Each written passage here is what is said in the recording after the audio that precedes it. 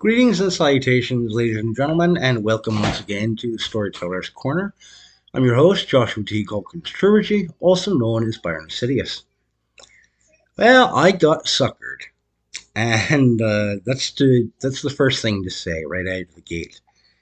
Um, a little while back, if you have been following my work for any amount of time, you know that I put together a story and initially published it on my Substack and later on produced audiobook presentations for this tale called American Goblin.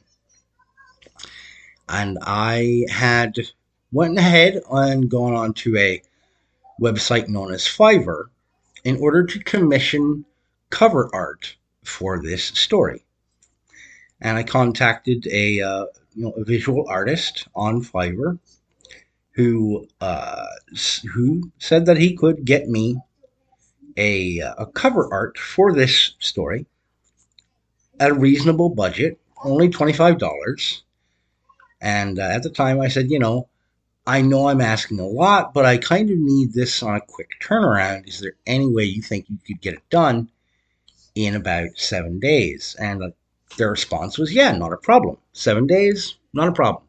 Just give me a rough idea of what it is that you need for an image. And I said, okay, I need a goblin stood before a background of like an American flag, kind of snarling out at the viewer slash reader as sort of a primitive or primal snarl to indicate that this is not a pleasant person, which would be kind of contrarian to the actual character of Crick Solomon, the American Goblin in that tale. Because yes, he is. He is. He's not proud to be an American, but he's not ashamed to be an American. He's not proud to be a goblin. He's not ashamed of being a goblin.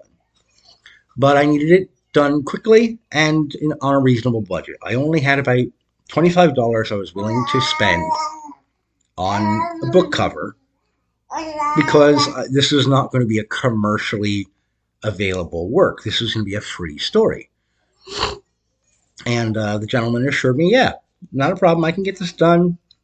$25, not a biggie. So, I got the image. About 6 days later from him, I made the payment and produced the work. And about a month ago, a colleague of mine, who shall remain nameless for right now, reached out to me and she said, Josh, I don't mean to be, I don't want to poke the bear, but I have to ask, did you pay for that cover art image for American Goblin, or did you make it yourself?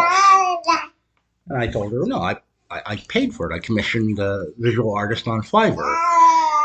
And she said, well, how much did you pay for it? I said, $25. She said, well, you got ripped off. I asked her what she meant by that. And she proceeded to talk to me at length about her spending the last 6 7 months diving into the AI generated art phenomenon. And she said, Josh, I went ahead with a couple of simple AI art generation programs trying to recreate sort of the image of your story cover for American Goblin.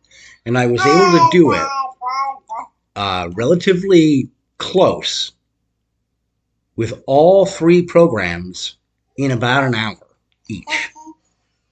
And it took me very little effort. I think you paid $25 for an AI art generated product that took the person you paid to do it probably no more than a half hour to an hour worth of various inputs to get an approximation of what you had asked them for. And I said, son of a bitch. So I got suckered. But it led me to think further about this phenomenon that has, my little one here is quite smiley today, so I'm a little distracted. But she keeps my spirits up being so smiley and happy.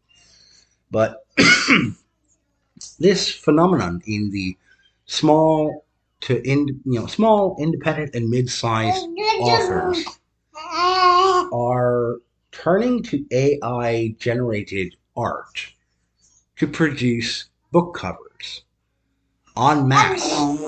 This is a creeping habit that we're seeing take over the independent and small press scene.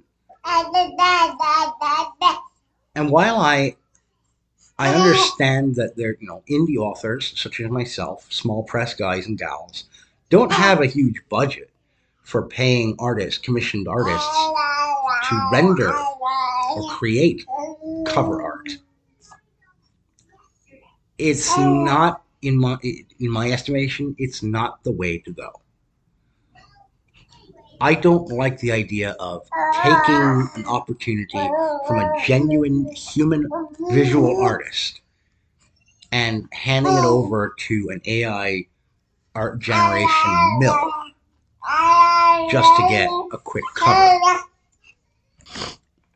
And I've seen back and forth. I've seen both sides of the issue discussed at length.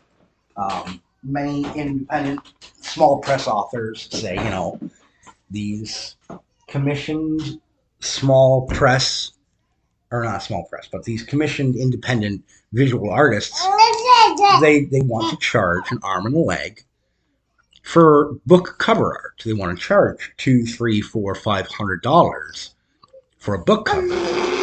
And for an independent or small press author, especially if they're not well known, they may never see that money back in sales of their title. They're going to be flushing money out the window, down the drain.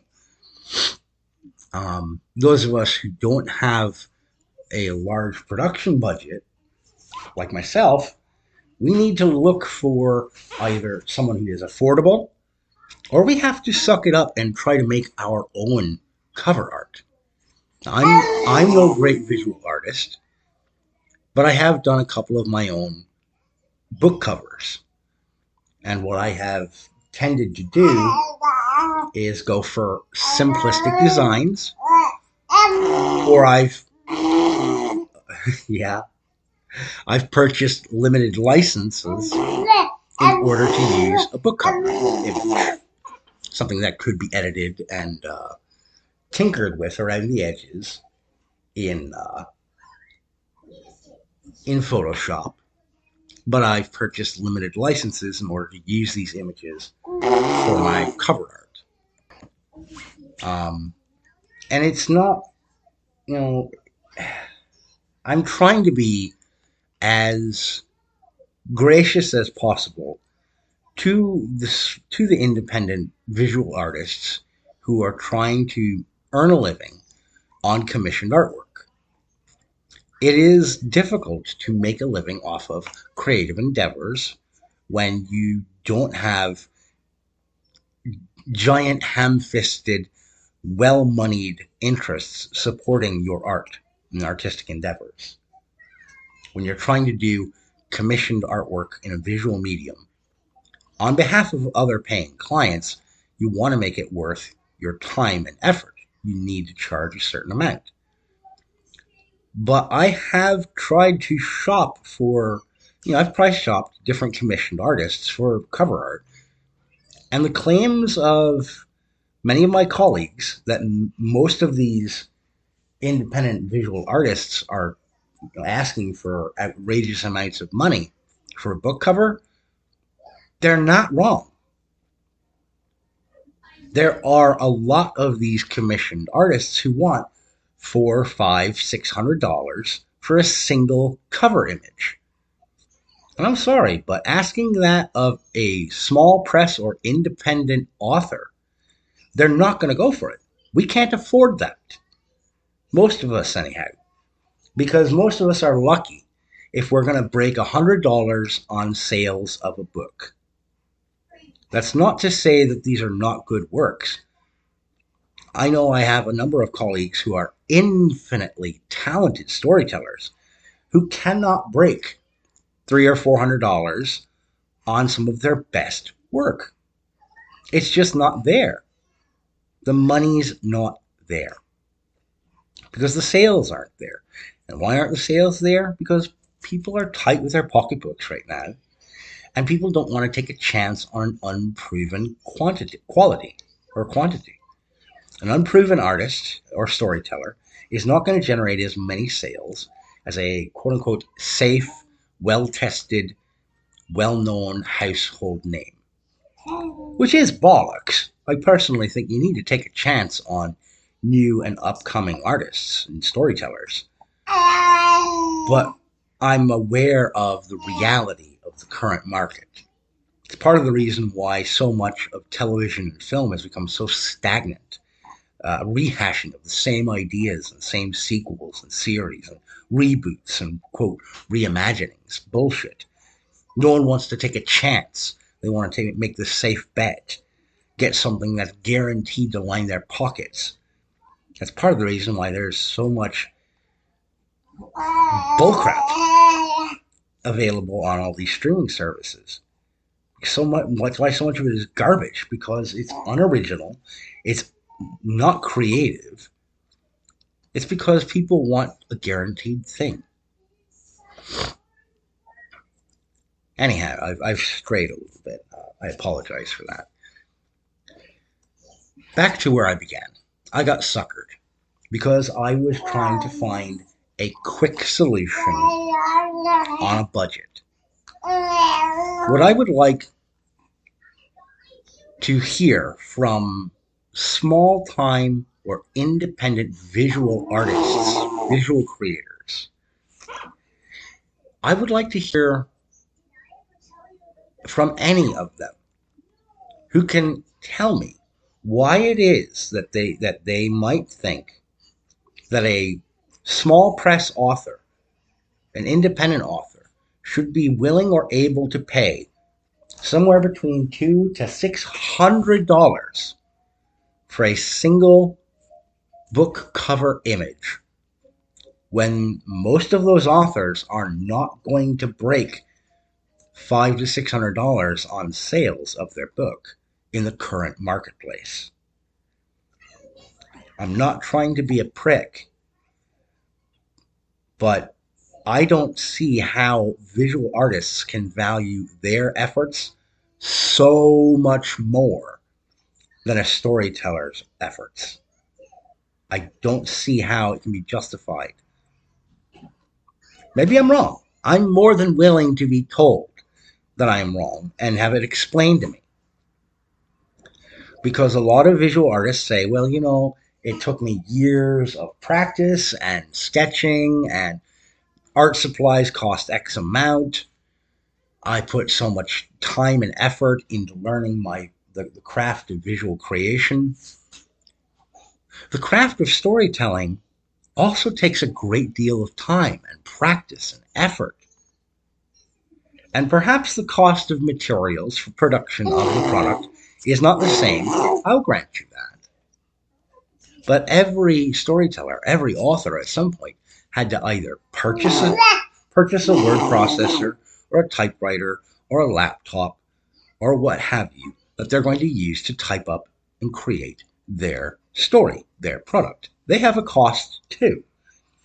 It's not as constant, however. I'm going to cop to that. So explain to me, why is it that visual artists seem to have this notion that their efforts are worth more than any narrative art? I await your comments below. Thank you, ladies and gentlemen, for listening. I ask that you take care of yourselves, and as always, keep reading.